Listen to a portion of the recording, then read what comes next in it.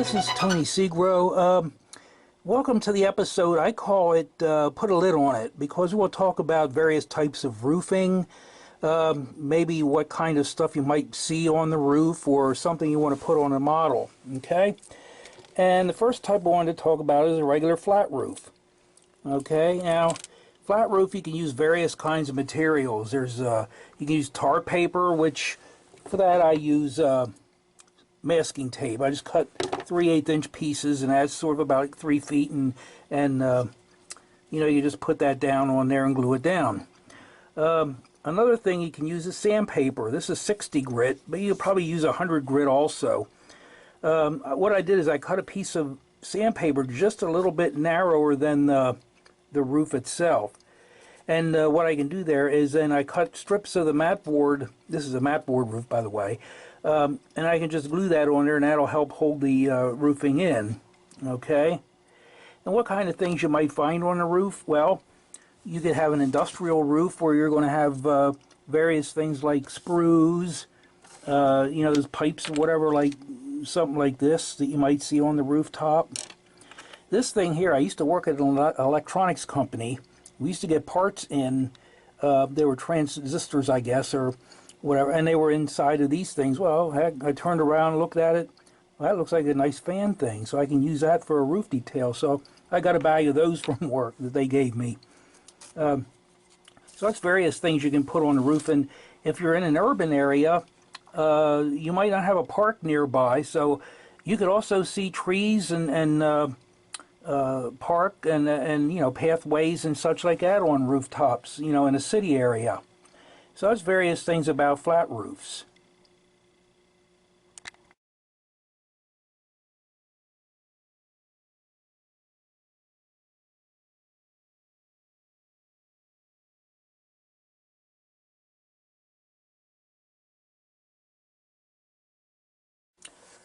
Other things I might use on roofing, besides the masking tape for tar paper or the sandpaper, I can use, this is like N-scale ballast or cinders or anything like that you could use on there. Just sprinkle it on there, glue it down with, or put it down, spray it with isopropyl alcohol, 91%, and then a water and glue mixture, and spray that over the top, and that should harden for you. And also use aluminum foil, but I call it 3-ply aluminum foil, because actually what I'm doing is taking 3 pieces of aluminum foil and laminating them together. Boy, it's a hard word to say. With white glue, and then just letting that dry. And you can use a styrene metal roofing or corrugated roofing as a guide, and you can turn the aluminum foil, run it over that, and run the grooves through with a toothpick or something like that, and you can get the grooves in the roofing sort of look like this.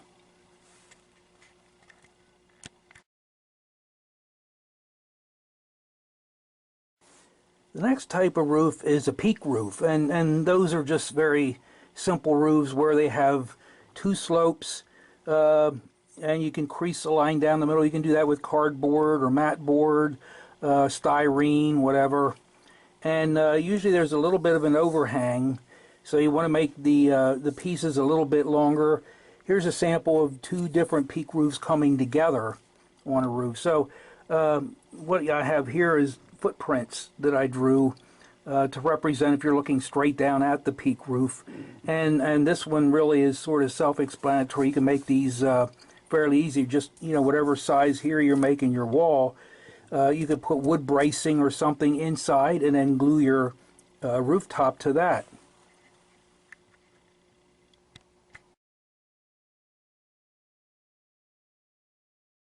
The next 2 types of roofs are very similar, but there is one difference between them. One's called a Mansard roof, which is like you'd see on a Victorian home, and a lot of times they're flat roof.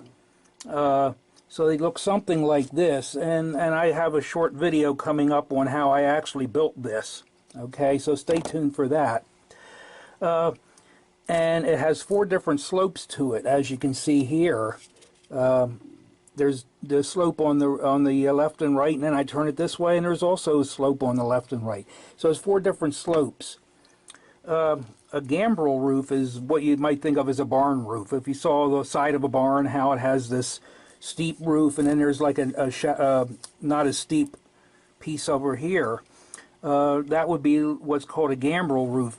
The only thing is with the gambrel roof, well, when you put that building together, it's only two walls have that, and then this here, you don't have the four slanted slopes. You just have two on the sides.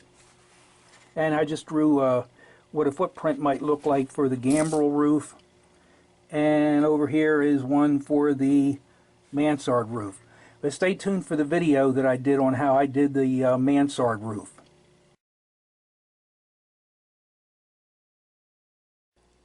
Hi, for making a Mansard roof, and I'm going to do a quick demonstration of that.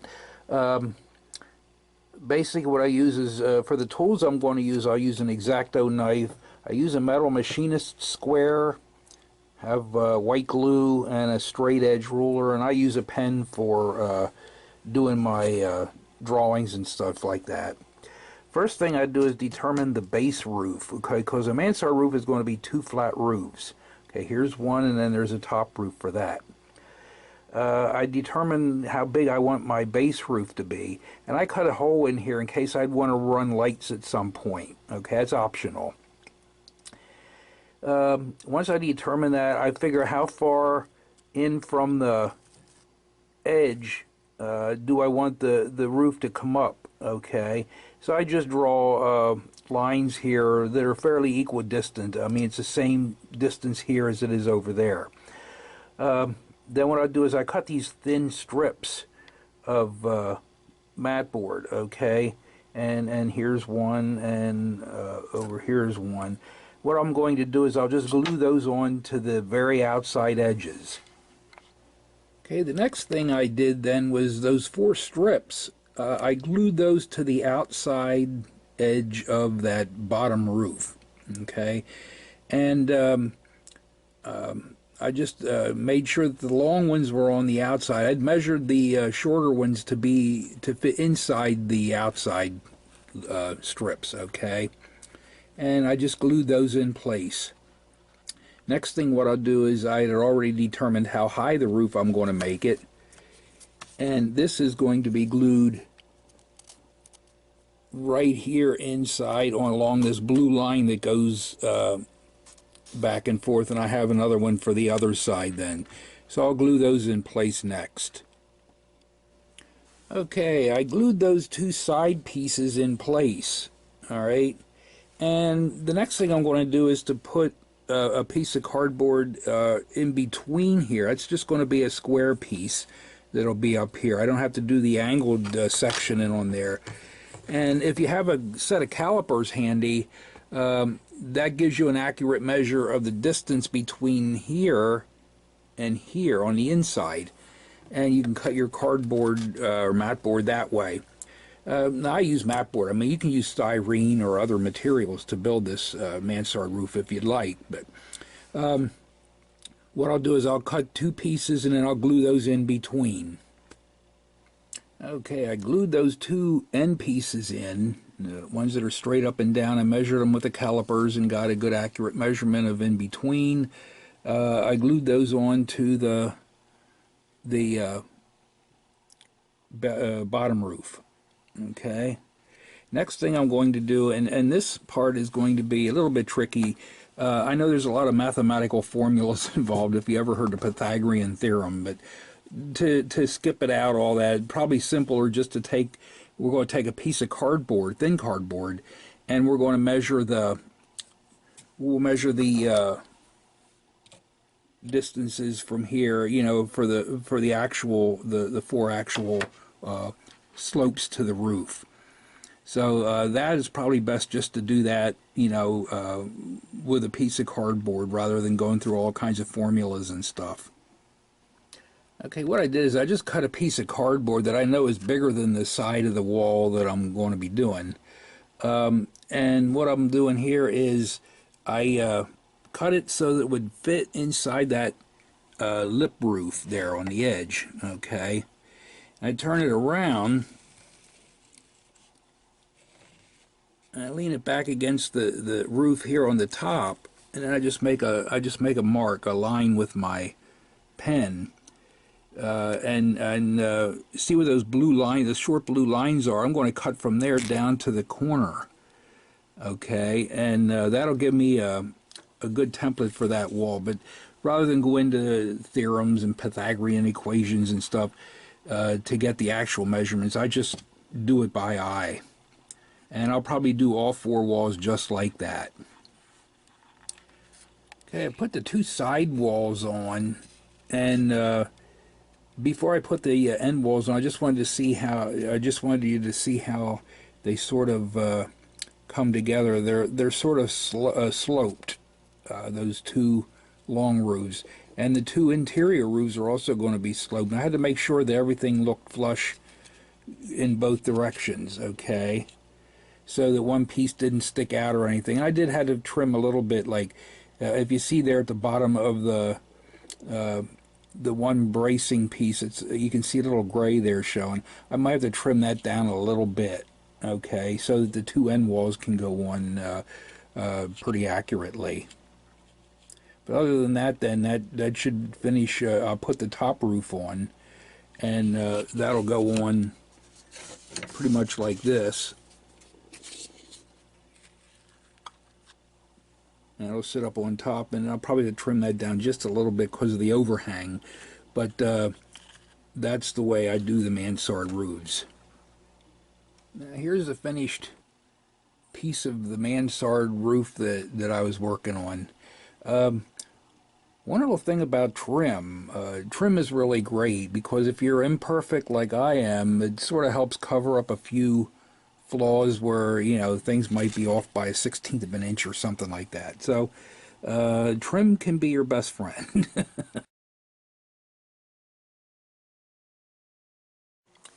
The next roofs I want to talk about are called hip roofs, and they're ones that they're 4 sloped roofs, but they might come together in a point, like if you ever saw the top of an interlocking tower, and if you look at it straight down, it's like an X. I sort of did a model or a mock-up of a hip roof or a pointed roof, and what I did is I drew the X on there just like I have here, and I built these triangles that go across. Okay, and if I want to extend that middle piece, well, then you get something like this. It'll be like an extended hip roof. But the hip roofs are going to overhang the walls a little bit, so you want them to be a little bit longer.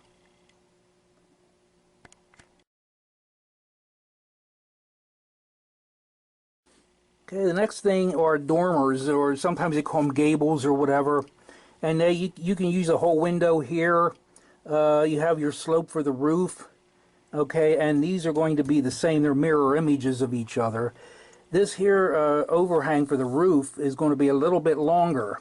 Okay, and here's a sample of a gable that I built. Okay, and you know, it's a little bit longer. Okay, the roof line on the top is a little bit longer than the bottom.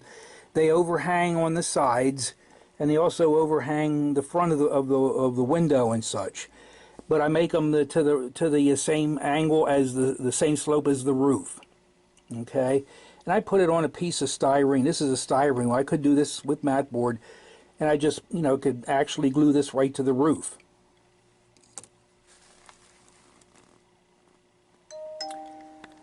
I just wanted to talk a little bit about shingles. There's various kinds of shingles. There's tar shingles, maybe shake shingles or cedar shingles or whatever. Usually for regular shingles, I'll just use paper because it's thin enough. For shake shingles or thicker shingles, I might use cardboard. And what I'll do is I'll cut a piece of cardboard, say 1/4 of an inch wide, and a little bit more than halfway I'll cut lines up and down, but not the whole way through. Okay, and I'll do that for a number of roofing. Okay, I might cut a number of rows of shingles. So when I go to glue them together, when you put one row of shingles on, the next set of shingles goes over top of it, and you start at the bottom of the roof and then work your way up toward the top, toward the peak. Okay, and you can cut these and glue them in place, and that'll give you some shingles. You can use paper for the tar paper shingles or thin shingles, and then cardboard for the thicker shingles. These little handy tools, or this little handy scissors is nice. It's called Pinkin shears, and I don't know, you've probably seen the shears that sort of cut on an angle, and that's what these do. See, you can see they're sort of cut like diamonds, and you can do shingles that sort of look like this. The only thing is, when you do those, you have to make sure that the diamonds sort of match up to make a diamond when you do each row, and then you can continue from the bottom again to the top. So that gives you a different kind of shingle. That ends our videos on roofing. There's other kinds of roofing. I mean, there's different names and everything else for roofing today, and you might see different shaped roofs and such, but hopefully I've given you a little basic on how to model roofs, and these are for any scale, and you can use any dimensions that you need to for your particular building. So feel free to subscribe to my channel. I try to do videos as I can on different topics on scratch building. So my name's Tony Segro. I'm with the Columbia and Susquehanna HO Model Railroad, which is a huge railroad in Columbia, PA. If you're in the Columbia area, feel free to stop in and visit us on a Saturday or Sunday. Most of the time, most of us are there Sundays, but we're open both days. And just chat and ask questions and such like that. So I'll talk to you later then. Have a good one then. Bye now.